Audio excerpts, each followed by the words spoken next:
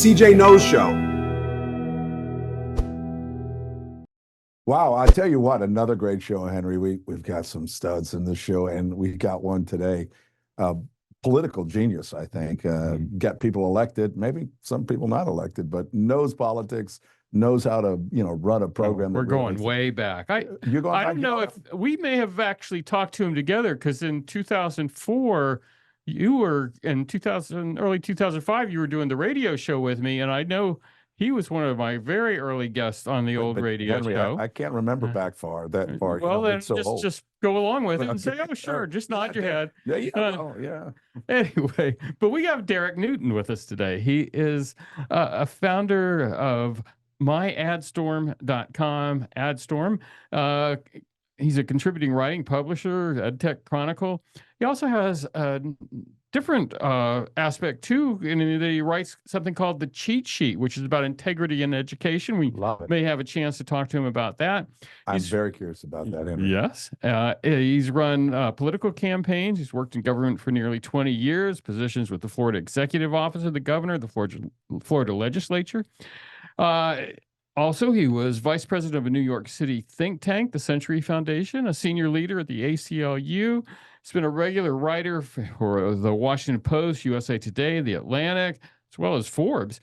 20 years in government and politics, media, PR strategist. And again, he is the founder of Adstorm, which is a one-of-a-kind platform that lets anyone put political and issue ads on TVs all by themselves. Hey, Derek, thanks for being on the show. My God, a guy who's part of the ACLU, your history. I often have been known to say that we're here to do something more than just make money and eat and sleep and have babies or something. We're here to do something great for our nation, for our community, for our world. And it sounds like you're the kind of guy that I love. I'd like to have be around people like you, because you know what's going on. I'm sure with this much experience, you have a lot to contribute. So tell us a little bit about Derek, and what are you doing, and what do we need to know about, particularly about Adstorm? Yeah, I'd love to. First of all, Henry, the checks in the mail. I don't know if people use checks anymore, or even if they use the mail. But with that intro, Venmo is fine. Venmo done. With that intro, I think I can get into just about anywhere. That was amazing.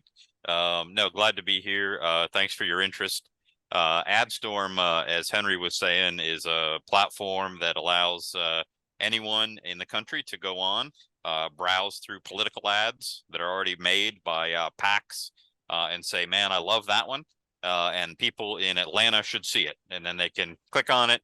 They can pick the market of Atlanta. They can pick the day and time and station, ESPN, Fox News, the ABC station, whatever it is, and see the prices for the ad and pay. And then that ad goes on that station at the time they picked. So it's like direct control over your money, knowing exactly who's going to see what ad. And so we want to give a lot more control and a lot more power to donors and activists. Instead of having other people decide that stuff for them, you can now make those choices on your own. This is brilliant, Derek, because that's one of the things. We give money, we don't know where we're going. Let me throw a curveball in here. Being sort of Latino and being very interested in the Hispanic outcome of voting, and particularly in the state of Florida, for example. Sure, yeah. I wanted to contribute some money, but I wanted to see it used in a certain way in the Latino side. Have you gotten yet to the Hispanic commercials and advertising yet, or not? How are you doing with that? Yes, yeah.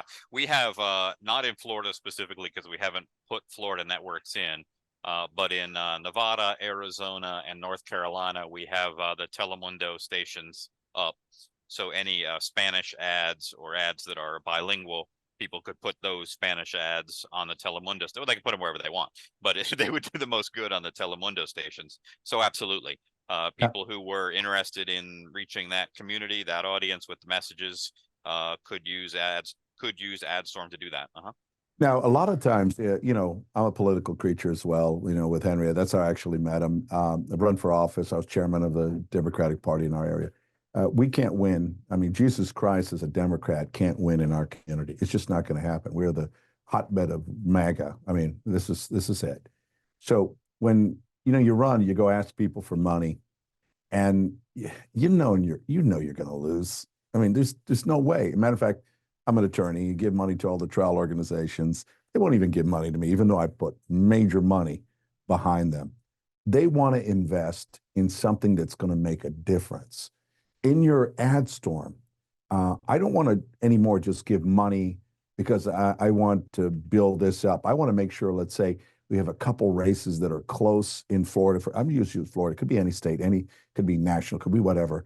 I want to make a difference so that I can now, as I'm older, it's not just about my ego winning. It's about making sure that we get enough of whatever, in my case, the Democrats to win this, maybe I need a House seat, a Senate seat. Does your Adstorm help us in understanding the competitive districts and what it would mean for this guy to win versus not, or is it just only up to me to do my research?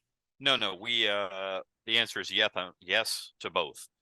We only have candidates and campaigns that are competitive in the system.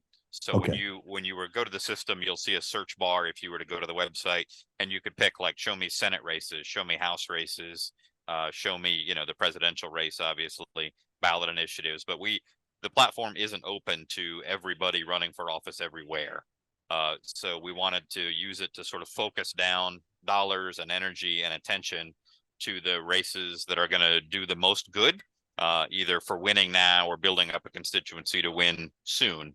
But it's not everywhere all at once. It's very targeted. Now, let's say I'm a candidate or I'm thinking of running for office, and this sounds amazing, but I want to be one of those guys as an option. How do you determine, okay, you're going to say, oh, this is a competitive district, but you just said another thing. Well, this might be like an investment in something in the near future.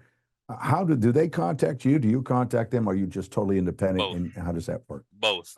We've reached out to a lot of candidates and campaigns that we think there's energy around. Either usually it's opposing their opponent, but could be for supporting them as well. We've reached out to them, but sometimes they do contact us and say, hey, can we do something in this race or in this state, in this community? And then we look at it's a couple of factors, but we look at what are the ads that are available. Are they good ads? Do they make a difference? Will people want to pay for them?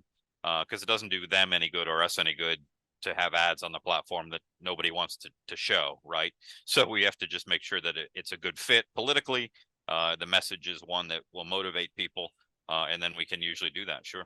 So it can even be negative ads. I mean, something trashing the opponent of who you want to win. Yeah. But how does that work in the sense of a lot of times I think it's PAC money. We don't know where the money's coming from.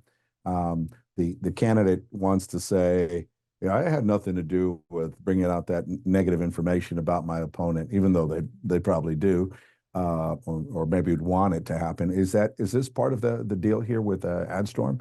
I mean, I could pick a commercial that is an attacking commercial that really the candidate's not saying, I want this to be out there. This is something separate. They can disassociate from it. Yeah. Two things about that, out of good or bad, the reality is the negative ads sell better. People want people to like hear this about Trump, or they want them to hear this about Ted Cruz in Texas, right? This is where their focus is. So, we have positive and comparison ads and negative ads, but the ones that people usually want to place are the negative ones. I get that they're angry or they're scared and they want to engage that side of the conversation. But because of the way the financing works, because of the rules and the laws about that, we only work with committees. We can only run committee ads. We can't run ads that are sponsored by specifically a candidate. I could get into why we can't do that if you want to know, but we can only work with the committee. So yes, as you're saying that, it is a situation where most of the time the candidate themselves is not involved because they can't be according to the laws and rules. So yeah, this is a situation. It's not designed to be like go hit somebody and then deny it, but the way the rules work, that's the way we have to work. So yeah. I'm going to be all over your Adstorm because I have this fascination. I think this is brilliant. It's a good entrepreneurial way to do this. But is there a positioning of importance? It's like, even though, I do a lot of advertising and I'm very behind on the digital, but when I look for something, I go to the first one, the first two. I don't look all the way down. Who is the guy I'd probably want to pick in whatever purchase I'm trying to do or whatever company I'm researching, whatever candidacy, maybe it's the same way. I mean, how do you determine who gets the first crack at this, or is it just arbitrarily somebody searches? How does that work on Adstorm? Who gets the first crack at what? Well, I mean, like if I'm coming onto the site, who's going to be is there a featured race? Is there, I mean, how do you do that? Yeah, we have the ability to do like a hot pick or hot ad that we can put up top to say this is the important one of the day or the week. We haven't actually turned that feature on. We haven't used it yet, but we can. But right now it's sorted by race. So you would see, you know, anti-Trump ads grouped together. You'd see ads that are pro-Harris grouped together, and then by the races. But you can sort them by issue. So like show me only ads that talk about taxes, or show me only ads that talk about immigration or abortion, whatever your topic is.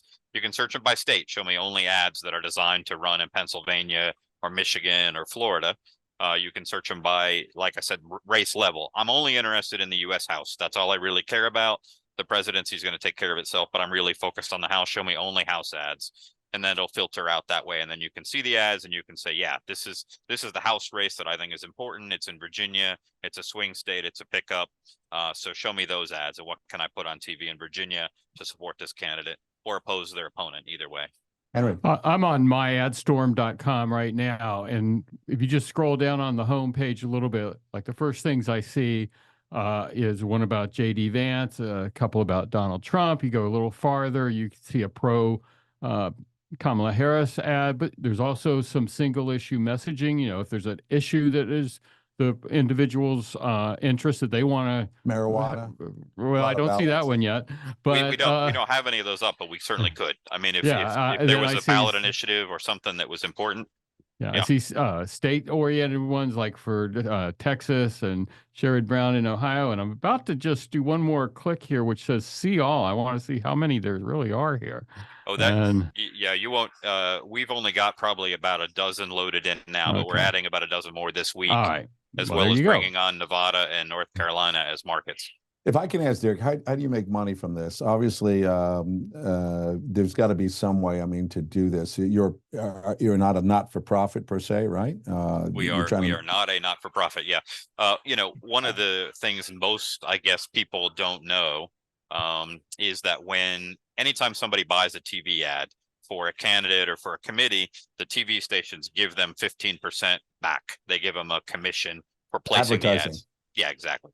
And that's what we do. So when we place the ads that the general public has bought, the stations give us 15%. So we get the commission that normally the candidate or the PAC would have gotten. We get that. So that's where our profit is. Yeah, you know, Derek, was this your idea? Was this your idea, really? Yes. Yep. It's amazingly brilliant. Thank you. I'm involved in politics. I didn't think of it. What's wrong? Wait a minute, because this speaks to something else that I wasn't ever aware of. And so the Political Action Committee gets the 15% back just as if they were an ad agency. So they collect hundreds of millions of dollars from donors, and then they spend it and get 15% back. Yep, that's how they pay their consultants and for the rent on their offices. The people because if you think about it, Henry, a great visionary who can put a message together. I remember during Barack's campaign, there was one commercial that was just amazing. You could be anti-Barack, you would think he was the second coming of Christ or something, because the guys that work with the messaging are, you know, like him, like Derek, right? They're the ones that come up with the plan, the ideas. They need to get paid.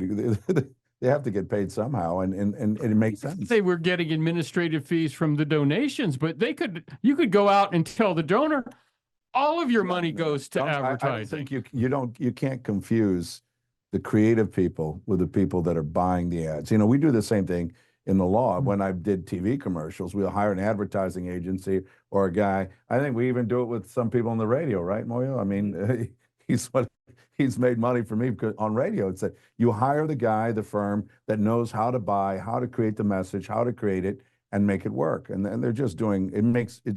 But the beauty of this, Henry, is that I, the consumer, can have a voice on where my money is being spent. I get more phone calls, and everybody, I made a mistake by contributing a couple dollars to Chris Christie, because I just wanted the anti-Trump thing, you know, and all of a sudden, Trump is, I mean, you know, messages from Trump, right? Please, I want to shoot myself. Now I got it from all sides. If I contribute or I go to my Adstorm, I'm not going to get, am I going to get solicited for money? I mean, from all these sources, or you shield me from that? Yeah, I wish I could shield you from that. We have to tell the PAC that whose ad you're putting up that you did it.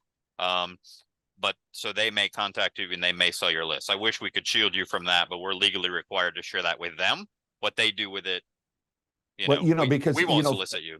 I appreciate that, but it's just like very frustrating. I give to this one guy, all of a sudden, people all over the country are sending me requests for money.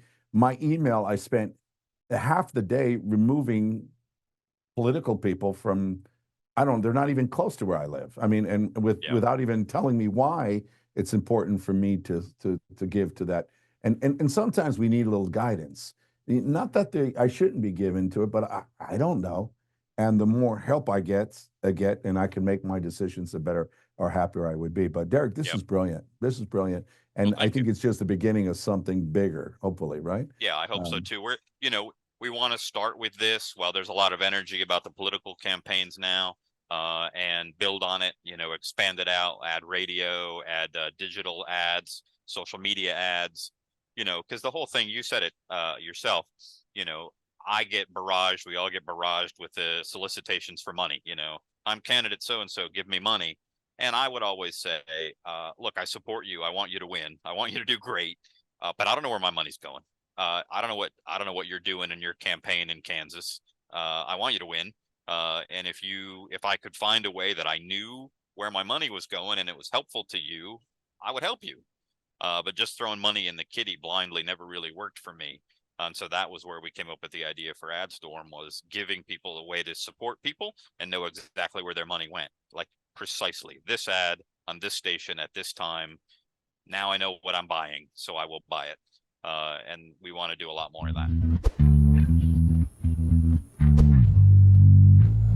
Derek, you brought up Spanish language media earlier, and I'm on your website. I looked at the About Us, and is your Spanish language aspect in-house, or do you go out for the Spanish language consultants? Yeah, the in-house, you're looking at it, so we have to we have to contract that out or find people who can help us with it. Yeah. Awesome. I think it's a brilliant idea, Derek. I know you guys are Thank you. Really rocking it. I'm really impressed with that. I know we have limited time. We talked about integrity of education. That's another issue that tell me about that. What have you created? Yeah, I've been writing about academic integrity and cheating for a number of years.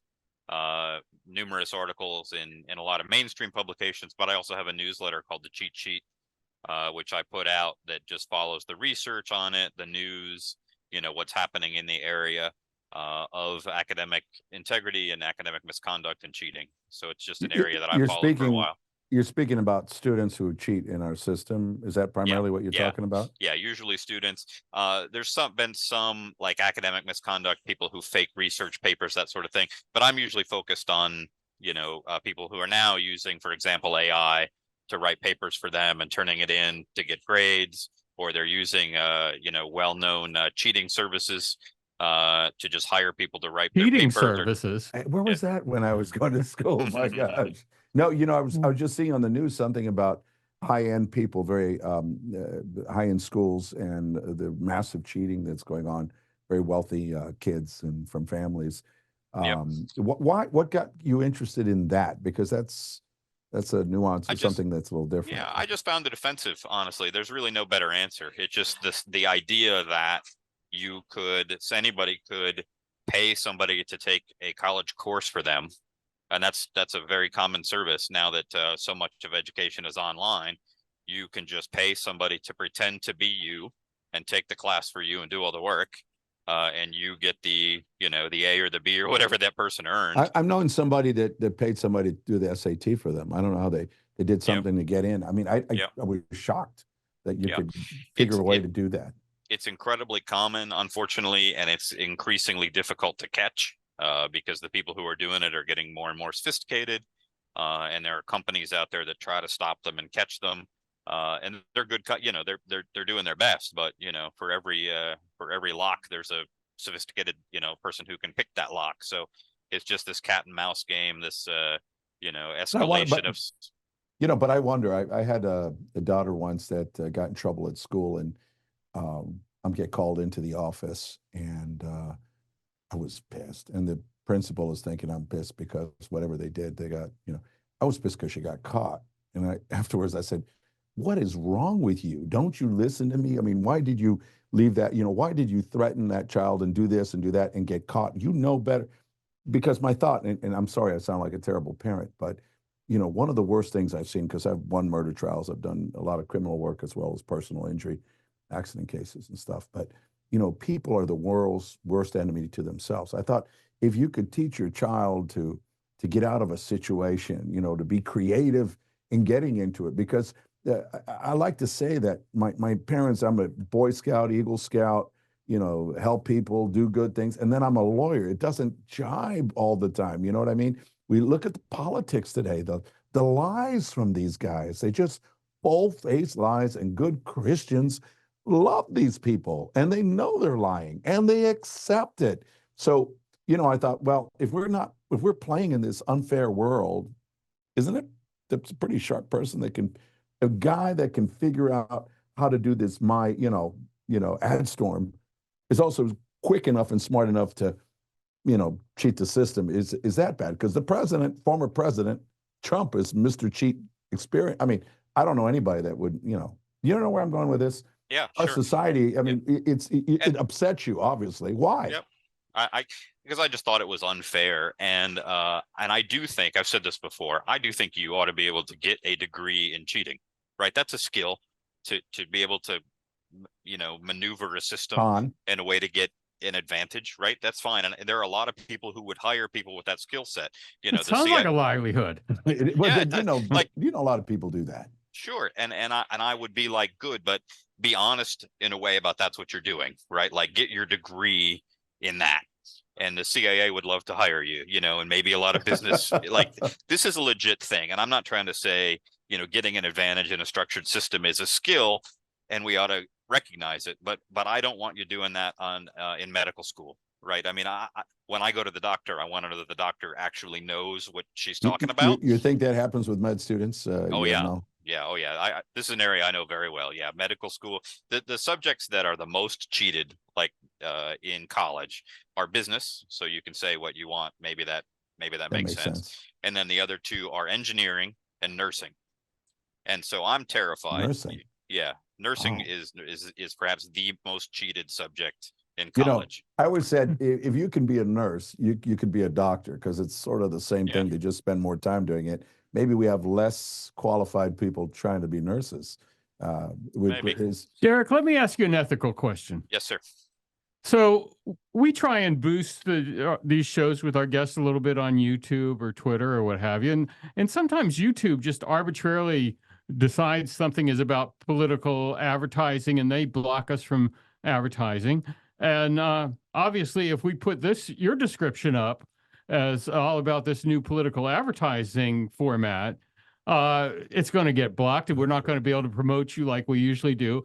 But I'm thinking, if we put in the description all about the cheat sheet and education integrity, we might be able to promote this show without getting blocked by YouTube. Would that be wrong? Yeah.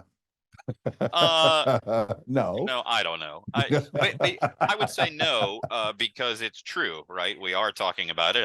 I do both. It's not a lie of omission then. Yeah, I mean, Oh, Henry, your turn. I don't know. That's a great question. No. We'll still do it. It'll be a good experiment. Sure. For research purposes. For research. No. All kidding aside, I mean, there's a line I think where he's coming with is that, business it's not a lie, but if it's to qualify to be a nurse or a doctor or something that, that I would agree. I mean, it's not fair. I was very proud of getting a C. And I don't have no problem. Occasionally get a D, it's okay. Sure, I mean, it's not the end of the world. I mean, an A should be an A. That was my gig. So you're not just cheating to pass, but because you get an A versus a C, that means a different school you get accepted to, or what have. It's not fair to me, who's doing it right, that some kid who's cheating to get the A now gets into the school and takes my slot, or whatever. Yeah, I think I agree with you, and clearly you're a Boy Scout like myself, and you try to do Unlike things me. the correct. Unlike you, yeah, we know where you think because that was made clear. But honestly, it is one of the things that shows the integrity and our loss of integrity in our country. At least they always cheated and were a little dirty, but we used to cover it up. You know, the good guy always won. We got to make sure that, you know, now it's just outright lack of integrity, lying, cheating. I don't see what the problem is of cheating if we have presidents like Trump. I'm sorry, you know, convicted, 34 counts felon, and he's a candidate for president. I just went last night, believe it or not, to the Hall of Presidents at Disney. And, you know, it's Disney, of course, but they talk about the presidency there. I was crying a little bit because it meant so much to me about our country. And I think when you work and given so much of your time in politics for the right reason, when you're talking you're against cheating, you know, you're cheating about saying that you won an election when you lost it. I mean, I can't see the highest office of our nation that's supposed to mean something, even though it's crap, you know, it's not exactly, they've all done things, shady things. But, you know, Al Gore in 2000, he had a legitimate argument with a hanging chad, but he goes, look, I want to thank the president and good luck, blah, blah, blah. You know, Trump could have done that and then come back and run again, but instead he destroys the nation. Cheating is a problem because our leaders are openly cheating now, I would think. Don't you? Is that part of it? It certainly doesn't help. I mean, you know, it's hard to, and this makes it harder, I think, for students and for parents, especially, to be like, look, part of the reason not to cheat is because the work is actually important, but it also becomes a source of self-pride at some point to be like, look, I can recognize that the president or other people in the community are, you know, crooks and cheats and liars, but that doesn't mean I have to be. I would rather not be that, at every opportunity not be that. And it's sad if you think about it that, you know, here you, Henry, myself, all of us work in some way in our life to get people elected and to see that we have a great nation that everybody says, oh, they're all liars and cheaters. And I find it interesting that you have this concept of the cheating, and yet you're a real political icon. And yeah, and I'm in politics. Yeah. Yeah, it's sort of like, but yeah, I can see that. But having said that, I'm very impressed because you know, to me, it tells me you want the right people, you want honest people, you want, you know, young people today will lie. I mean, this is just an old man speaking, but everybody lied and we have a problem. But you know, it just seems like there's so much less integrity and ethics. My dad always said, you have your name, and your name is your name. You know, he went to Greenland for 2 years and worked to pay off his business debt. He could have gone bankrupt. Those guys don't exist anymore, it seems like. Yeah, I mean, there's less and less of integrity. There's less and less, I mean, whatever it takes to win. I knew a guy raced motorcycles, and, you know, he'd beat you, but he'd have a bigger engine, he'd break the rules, and he thought he was the cat's meow because he fooled you. No, we're just trying to play by the rules, and he didn't care. His rule was to win, and that's all that mattered. And I don't know. I'm very impressed with this. I saw a point made the other day. I don't know if it was an accurate quote or not, but the point was accurate. And it was the truth about lying, actually, that when you lie, all the misinformation, the real point is not to make people believe the lie, but the greater goal, the greater point they're trying to do is make sure people don't believe anything. Because if you don't believe anything, you can get people to do anything. And that's interesting, yeah.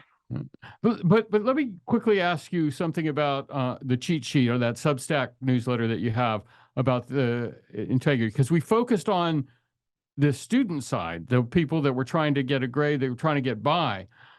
But with online education, how do we know that Chegg or these other companies are really getting the test results that they say, that they're not dynamically changing the testing to make sure enough people pass that they get the contract for next year? Yeah, I don't have a good answer for you on that. I mean, who knows? I should set up a consulting. Yeah, the answer is I don't have any idea. But having covered it and written about it for as long as I have, nothing would surprise me anymore. I just if that turned out to be true, I'd be like, yeah, of course, why not? Not Derek, shocked at all. let me tell you something. This show is not the biggest in the world, but I've met through the show people that really make a difference in this world. And from the political side, a lot of people are not going to believe a guy like you contributes to the value of the betterment of the nation because you are a political animal, but you are one of those guys.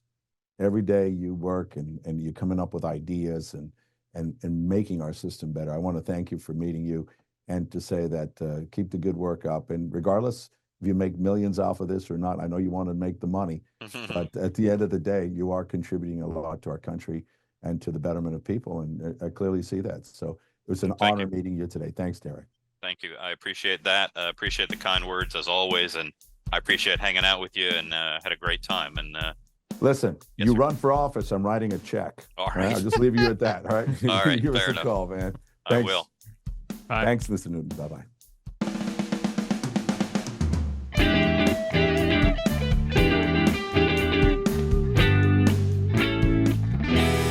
The CJ Knows Show.